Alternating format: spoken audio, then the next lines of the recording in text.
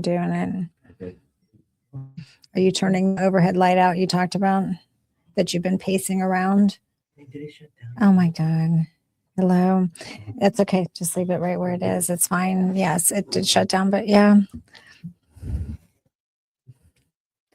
All right. So we're live. We're going to talk about morning erections. So I don't know if, again, whether I'll be able to see comments or not at the same time. It didn't happen that last time I could see who was on or comments, but I will try to monitor that. So hello, actually I can see them. Yay.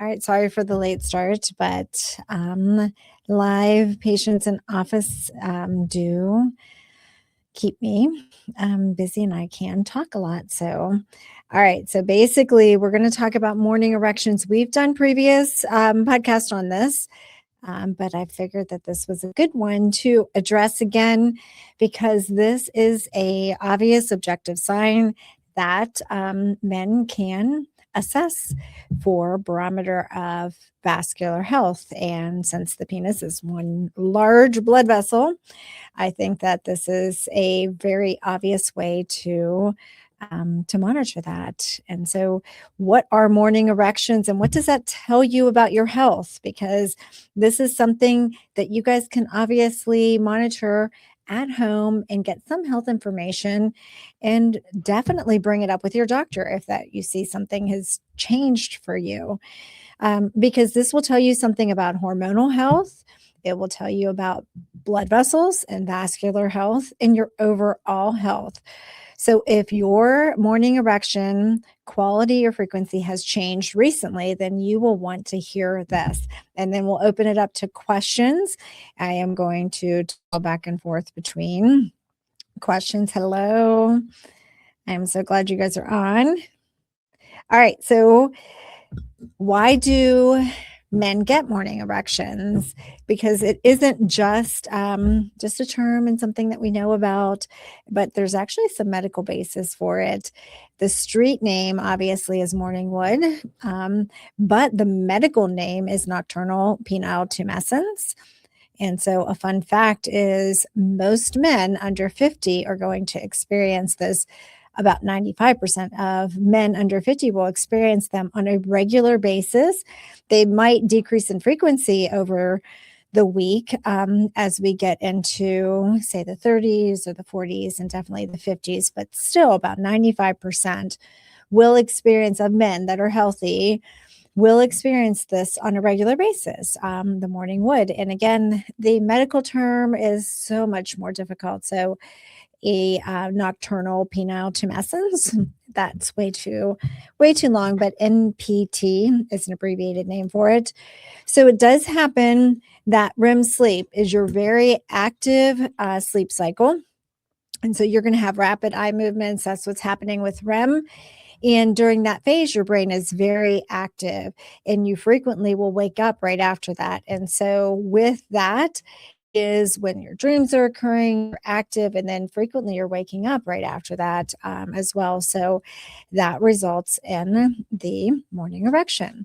You have a increased parasympathetic tone to your nervous system during REM sleep. So that's a rest and digest phase.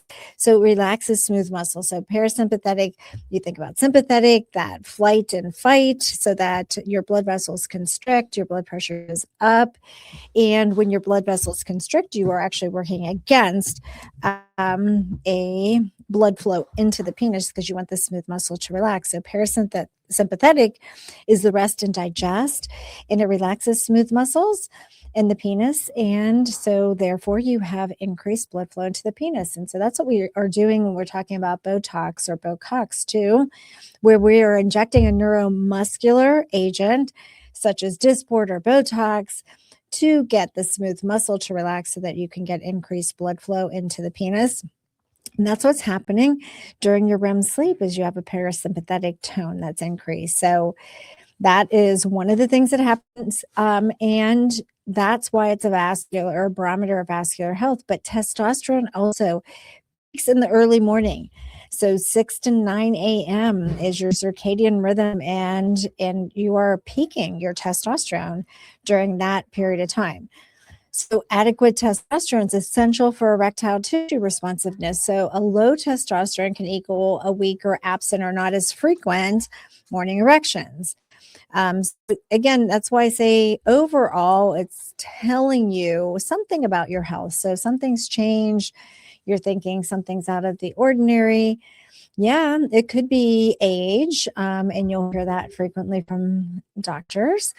But it also could be that there's something going on that you can address as well, because things happen as we age. So it's not the number that's causing our problem, it's the root cause of something else. So maybe your sleep is off, and you're not getting adequate sleep. Maybe your testosterone needs to be optimized. Those are little things. Maybe you need increased parasympathetic tone in your life. Maybe you need to meditate, relax, because again, the more stressed we are, the more fight and flight we are in. And so fight and flight is meant like you walk outside of the tent and the lion's there, and you're either chased or you're safe, but you're not going to be running from the lion forever. So you are not meant to be in a sympathetic tone for a long period of time. And that's what happens these days is people are stressed and they have that sympathetic surge that lasts way too long, and your blood vessels constrict with that. So just know that it could be a sign that stress levels too high and that you need to do something about that.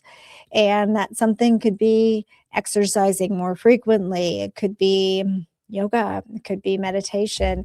It could just be learning to control whatever stress that is happening. Because again, some things we just have to accept and let go instead of letting it stress us. We are not meant to be stressed all the time. So, nerve health is another thing that it can indicate. Erections do require intact signaling. So, you have the pipes in the plumbing, or you have the electrical. And so, the nerves have to be intact for the erections to happen. That goes from the spinal cord all the way into the penis, and it's parasympathetic, it's somatic. There's all kinds of things. There's hormonal, there's neurotransmitters that are affecting that as well. So you have to just think about, is blood sugar regulation good?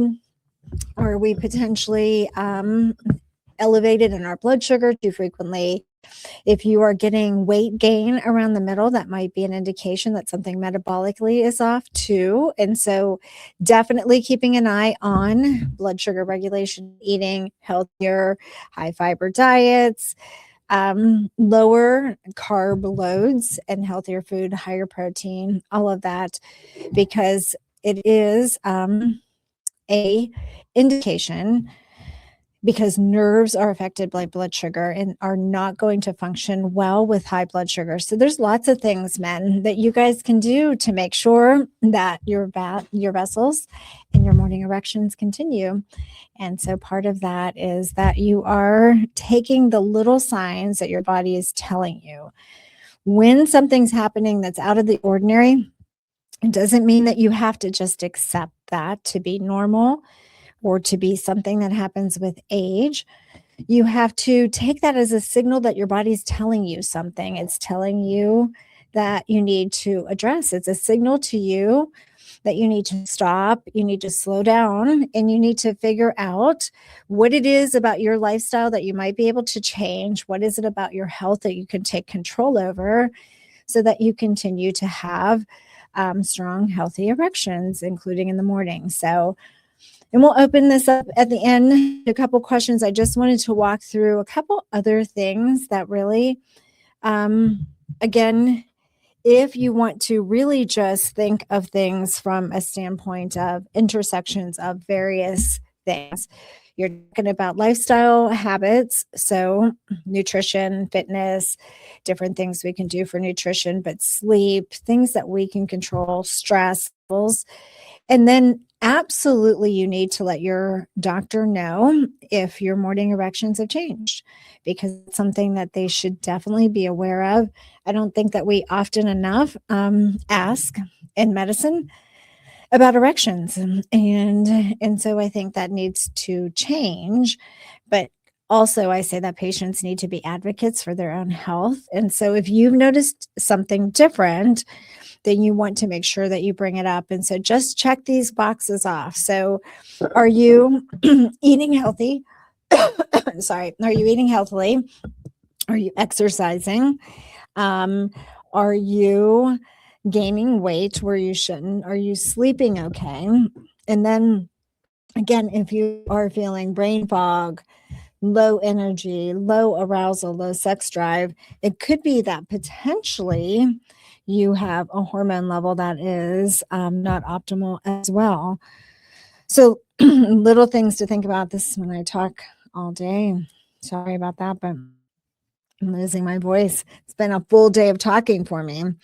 But anyhow, so little things. I want to open up comments because I also want to know that, if there's a specific age that somebody has seen that drop off, then let me know.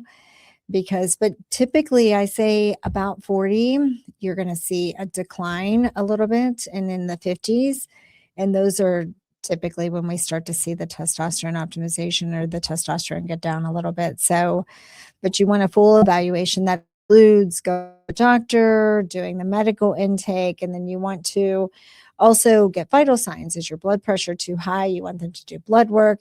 You want them to comprehensively check your hormone levels.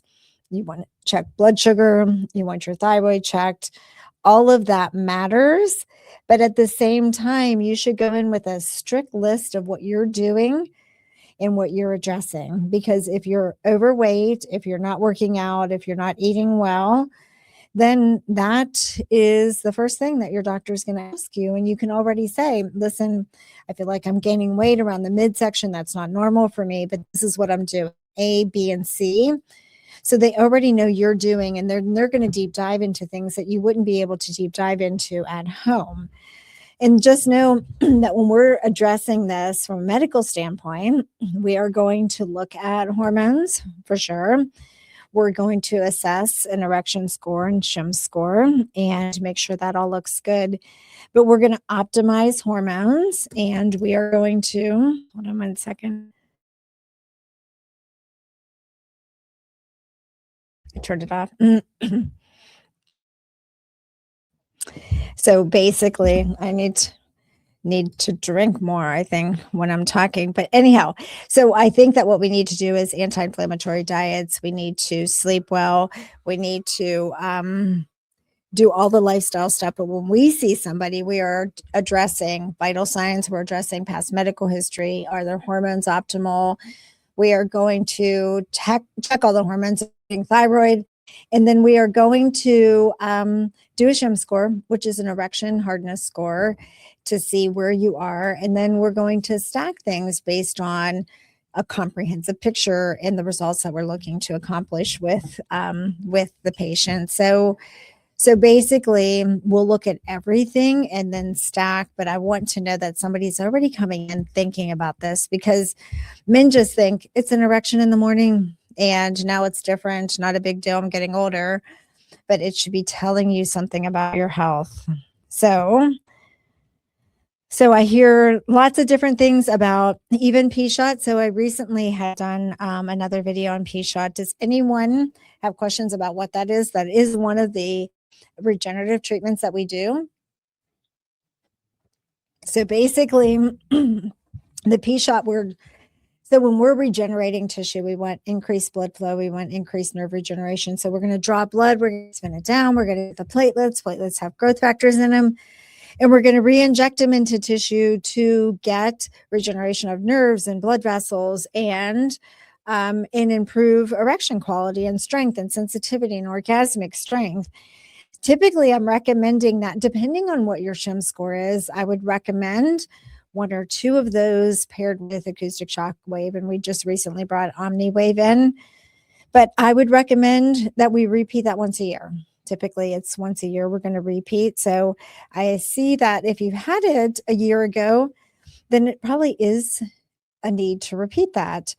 And again, I would always look for P-shot providers because there's a network of providers that have went the distance to train and invested time and money to train under the right protocol. And they also have a provider network of doctors that can help them basically help them train on how to do the P-shot and how to do it appropriately and what PRP machines to use, all of that. And then I'm looking at some of the questions.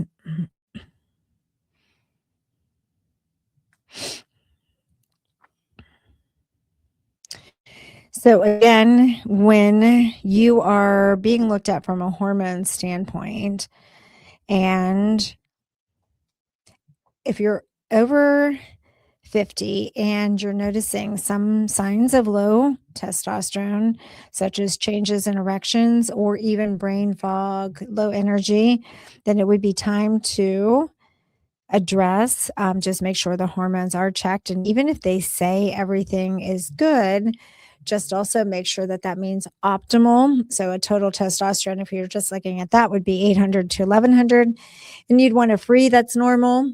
And so basically you want to look at least a free of 2%. And so you want to look at the binding globulin, estrogen conversion, all of that.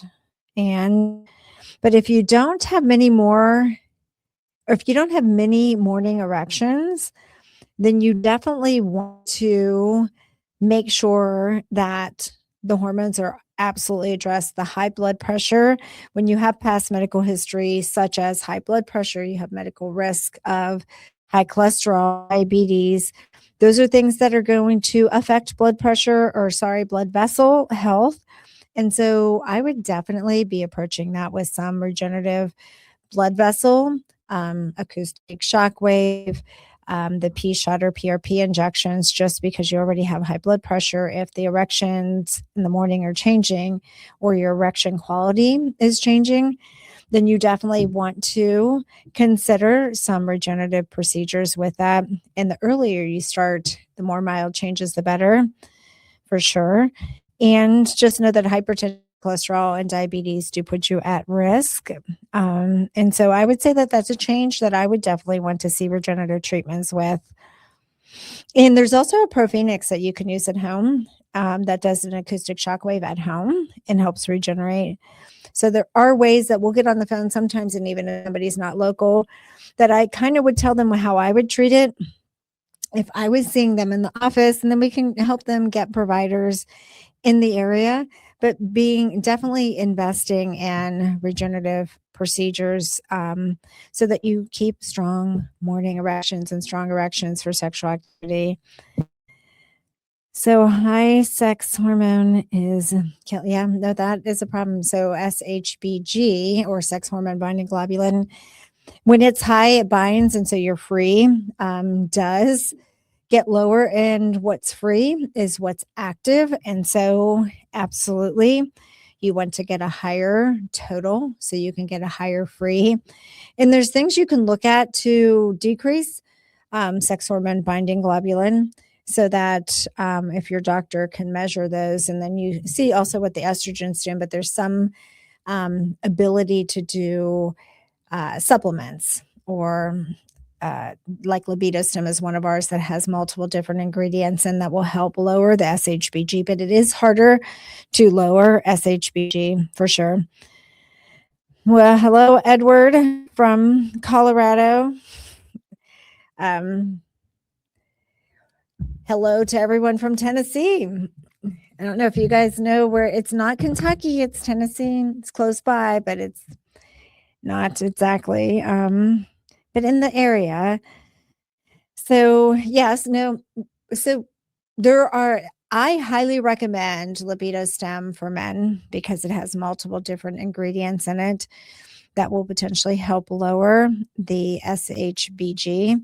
And I know that when you're using zinc, that if you use selenium, it'll help decrease the conversion to DHT. If you use zinc, it'll help decrease the conversion to estrogen, which may help. So those minerals help. And then there's some other different ingredients. But what I like about combination products that have multiple things in it is that then you have multiple different ingredients that are helping to lower that SHBG. A lot of times we will go for a higher total with that patient, and so that we can get a higher free amount. Let's see, because should be able to pull it up now on my, and then let's see, irregular thyroid. Started taking supplements and changed my diet. Any issues that may occur with that? So, well, thyroid is definitely one of those hormones that you want to optimize, and all the hormones tie together. So we are definitely looking at thyroid and wanting to optimize that if it's off or if it's subclinical. Sometimes you'll have like an active free T or free T4 that is lower, and you just want to monitor that with a TSH. So you shouldn't, as long as you're optimized with your thyroid and it's being addressed, you should not have any continued risk from just having a thyroid that has been diagnosed as abnormal. Just optimize, make sure your doctors are optimizing it, and then you should be good to go.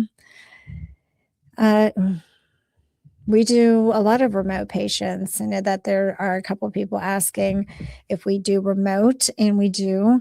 We will get on phone conversations. We do a lot of planning consults first. Some patients will come in, some patients can't come in. What I like to do is we get on the phone, we review medical history. If you have labs, we'll have you send them. We just review your medical history, and then we go over an intake for sexual wellness. And then I get on, or one of the providers get on, and we talk to you just like we would if you were in the office. And so we want to lay out a plan, but we know that it may not be us doing it. So then we can help find you providers such as the P-Shot Network or the Gainswave OmniWave Network. And we kind of lay out what we would do if you were here. And then we look for providers that are comprehensive in your area. So hopefully that makes sense. And then go ahead, no matter what, I'm going to go ahead and tie up. I think my voice won't take much more talking today, but go ahead and put any comments in, and I can actually answer some questions too with some video responses. And so if you can think of anything after we get up, let me know for sure. And yeah, you are absolutely welcome with the questions. This is why I want to get on the live, for an opportunity for you guys to ask live questions, and to thank you for being loyal and listening all the time. I really appreciate it, and we will continue to do them. It's been, sometimes my tech abilities are limited, and sometimes the office, because again, we still have a very active practice. And it's important for me, for both men and women, that they have a place to go for solutions, because I feel like medicine does a great job of comprehensively addressing sexual health, and sexual health is health. It's part of it. It is a vital part of our health.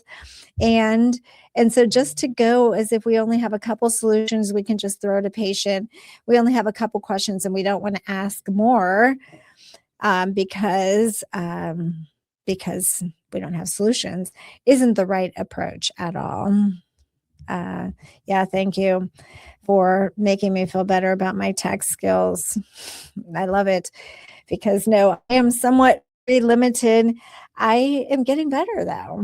And so we'll continue to improve. This has been a side hustle for us, and I really, really appreciate you guys listening and being loyal to that, because with the office and the business, it's been a full-time job, just making sure that we have a great place for patients to go, both men and women, to get solutions they can't find in medicine. And so being on and connecting with people through social media, but YouTube is my favorite, is not been the easiest, because it's been a side hustle, but we plan to do it more and more. So thank you so much for supporting us, and drop comments. We'll start some more conversations. And then also I'm going to pose another question in the community for what you guys want to listen to or what you guys want to talk about. And we'll be on in 2 weeks. So thank you for joining, and you guys have a great evening.